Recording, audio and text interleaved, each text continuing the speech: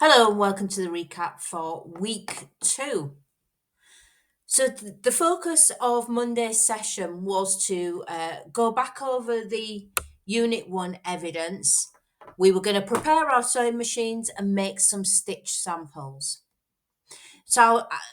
Really, what I wanted to do today was to have another discussion about the candidate pack.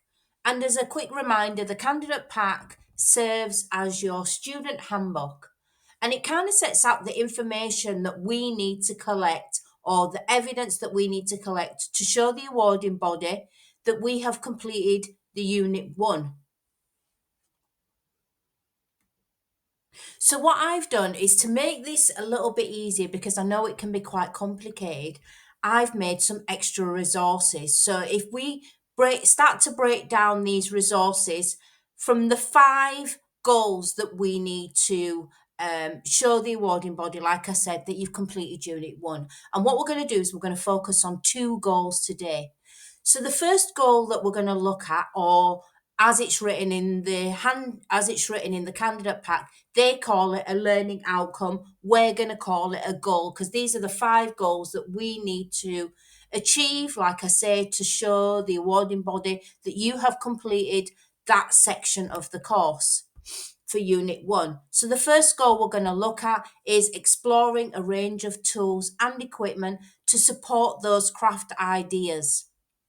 And what they do is they have in the learning outcome, under that column you will see the reference code 1.1, and what the reference code basically relates to is that particular goal at the top, exploring a range of tools and equipment. So 1.1 is about exploring tools and equipment. So in the second column, the description, as you can see, I've written the reference code and I've also written the explanation for what the reference code is. In the third column, what I've done is I have written an example of what you would need to show. So it's about identifying the sewing tools and equipment. So it's just about understanding the variety of sewing tools and equipment that you're going to use to make that stitch sample. So we talked about using a ruler to be able to measure the line for the stitch sample and also what a straight stitch is. And we'll come to that explanation a bit later on. Suggested evidence in column 4 is examples of how we can show the awarding body that you have completed the task. So it could be by making a health and safety poster, which is something we're going to do later down the line. Stitch samples, written a written explanation on the stitch sample, for example, of the stitch width and what you used to make the stitch sample, which sounds quite obvious because you're going to use your sewing machine, but also you might have used the quick unpick if you made the sample and the sample didn't work out. You might have also used your ruler, you'd have used your pencil. So all those bits and pieces show that you have an understanding of the tools and equipment that you've used to create that sample. And we'll sort of look at that a bit later on as well. So I'm going to move to the next slide.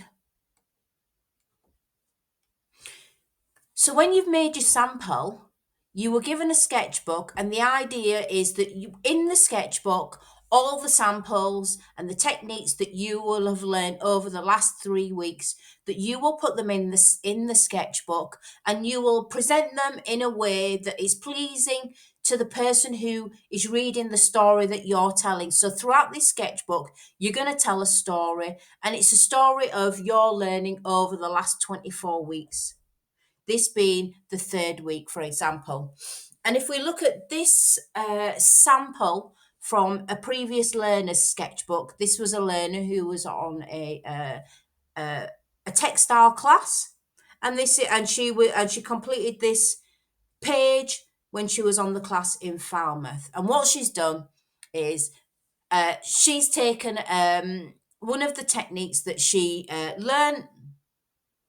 She stuck it into a sketchbook and then she's written some information about it. And the reason that you would write information about it, and I'm just going to go back to the previous slide,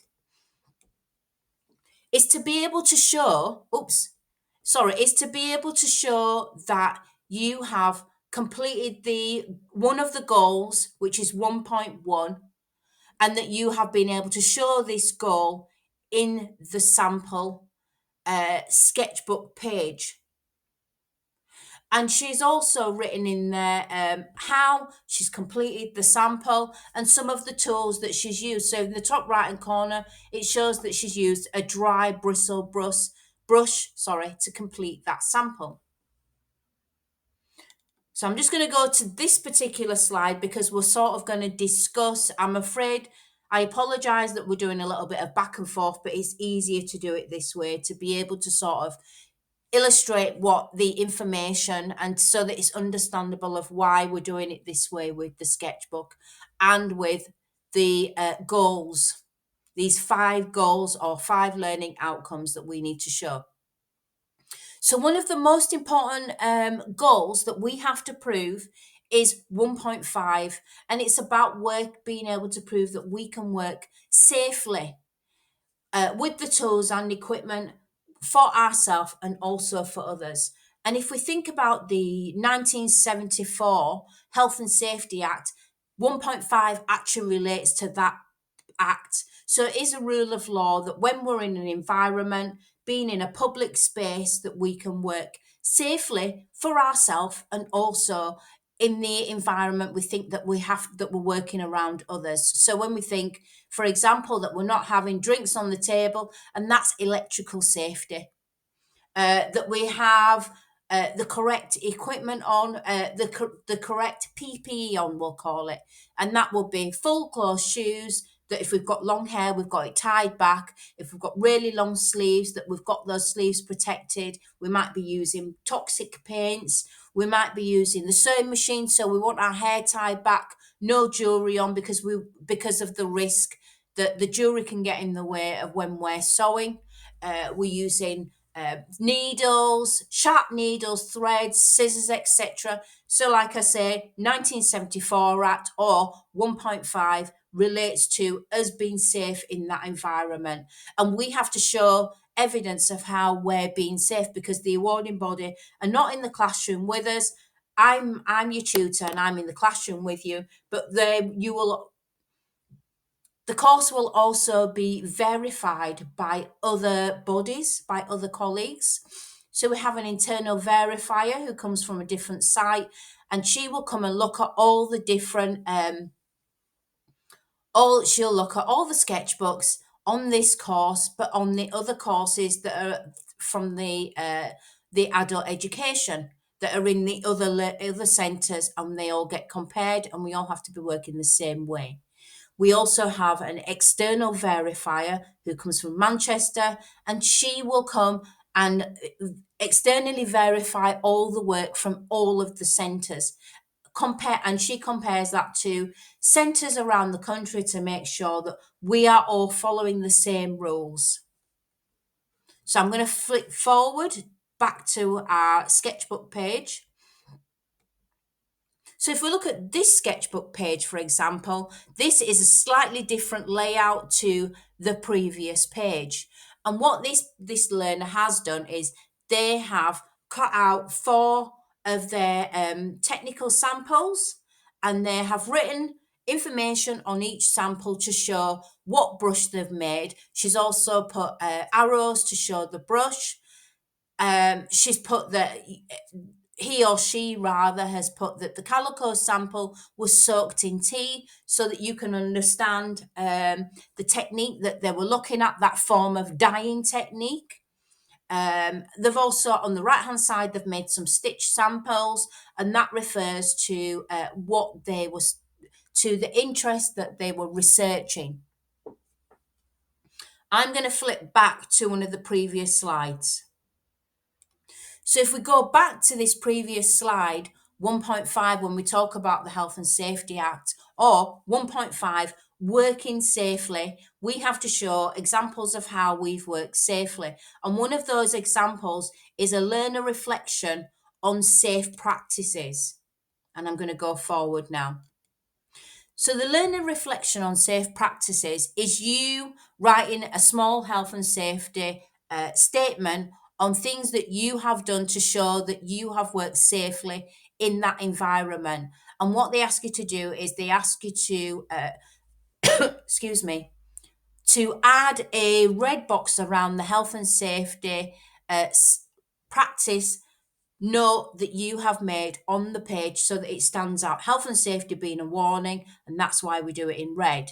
And for this example, the learners put that you would switch the machine off when you are threading or making adjustments on the machine, keeping your hands free from the machine when sewing, make sure that you take adequate breaks, and using both hands when you keeping your both of your hands out of the way when you are creating your stitches. And that particular statement refers to 1.5, and that's about showing that you can work safely in the sewing room, safely for yourself and also around others. So I'm going to move on. So what I do is in each session, I always try to create a handout for you. And the reason I try to do that is to give you some examples of how you can show that you have achieved these goals. Last week we made stitches and we looked at seams. So this particular handout refers to the stitches that you would have made. So if we look at the top of the page, it says utility stitches. Utility stitches are basic stitches used in garment construction. And the reason they're called utility is because they're like the fundamental stitches that you will always use. You'll always use a straight stitch. And a straight stitch is used to create a seam. And a seam is two pieces of fabric held together by a stitch line. And that creates that seam. So when we look at this, the name of the stitch in the first column, I have written that it's a straight stitch. I've given you an example entry of how you can complete this handout. So the first column, like I say, is written and it says it's got a straight stitch. And the second column is the purpose and use of that particular stitch. So it's used in basic construction. It's used on woven fabrics, which is a fabric that doesn't have any stretch. And I've put what it can be used for. So it can be used for a seam. A seam is two pieces of fabric held together by a stitch line. And we have those seams for strength. Otherwise, our shirts would fall apart. If they weren't strong enough, we can also use it for a decorative stitch and a top stitch. And then in the third column, I have added some learning notes, and the notes are there to help you out really. I've put in the length of the stitch that I used. I've put what I believe it works best on. So at the moment, we used a cotton fabric. That's why I've said cotton. And I've put it straight. It's a strong stitch for seams because that's what we were creating. We made seams. We made a French seam, a flat fell, and a welt seam. And because we know we're making a skirt, it's going to be used on the panels for the skirt. And I've also put the sewing machine foot that I use to create the stitch, and so on. And then I've added an extra 4 entries for you to be able to write your own notes. 2 of the entries at the bottom we didn't cover, but that is there for you to be able to do some research and have a look at other stitches, what you might be able to use. When you make your skirts, what you're going to do is you're going to do some research about your interests. Based on that research, you will then start to design the ideal skirt that you would like to make in the future. After you've done that research and you've made your designs, you're going to do some development. And that development was you making technical samples. We started making those samples the other day. And you're going to look at different stitches and different seams. And it will also help you to understand what those seams are and how they can be used in your future projects. So the nice thing about the handouts is if you get into the routine of being able to write notes and do some extra research for yourself, it means that you're broadening your own personal learning for your own future private practice, which is really important. And that's why I try and add the handouts for every session, and also with a couple of extra activities, but I try to relate them to the project that you're going to make. It's also some personal learning for you to broaden, like I say, your knowledge base. On the second page, which is on the back of the handout, I always add reflection, because I always think that as mature adult learners, we want to understand why we're doing this task, what are we learning from it, and what's the purpose of it. And that's what the three questions always refer to. So, it's about which stitch gave you the neatest finish. So you've done a series of zigzag stitches and you made them in a couple of different ways. And it's for you to think about which zigzag stitch gave you the best finish, or when you did a back stitch, or you reversed, what was the finish like? Was it neat, and how could you make it neater? Because that's what this is about. When you're learning to sew, it's not just about following instructions, it's also about being able to make a sample and look at that sample and understand the finish of the sample and how you might make it better, and also how that sample might differ with different fabrics. So if we use a lightweight fabric, what will be the finish on it? And you might not know the finish now, but in future classes, we're going to look at that. But also at the moment, it's just about you being able to think about what the finish might be. But it will open the door for you to be able to experiment as well. So look at the stitches that you've made. And if you've got a lightweight chiffon, for example, have a go at making them stitches in that lightweight fabric when you're at home. And then you're able to compare, and it will give you a really good understanding. The final section on the back of the page is the evidence checklist to add to your portfolio. Your portfolio being the sketchbook that you're making. The evidence checklist is examples of the things that you're going to need to be able to show to prove to the awarding body that 1.1, the earlier slide, that you have completed those goals.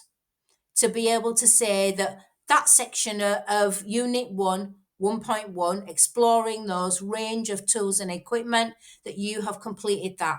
And we have to collect this evidence. And the evidence is the samples that you make and that you stick into the sketchbook. That's called evidence. So when the awarding body look at your sketchbook, they can see, yes, you have 1.1, yes, you have completed that. And they can also see the evidence being the sample and any notes that you have made. Also, this particular handout, which has the original notes on what you'll have made at the time, should be in with that page to support it as well. So you've got the option with the handout. The handout is there for your personal use, and it's just to give you some ideas on how to put notes into your sketchbook. And what you can do is you can write the notes on the handout, which is your personal thoughts, and then you can transfer those notes into the sketchbook as well. And it just means that they're both together at the same time, because when you're making stitches, sometimes it's really easy to forget the length of the stitch that you use and how you made that stitch. And when we're making lots of different samples, sometimes it's really easy for us to forget what we did at the start to what we did at the end. And that's the purpose of the handouts.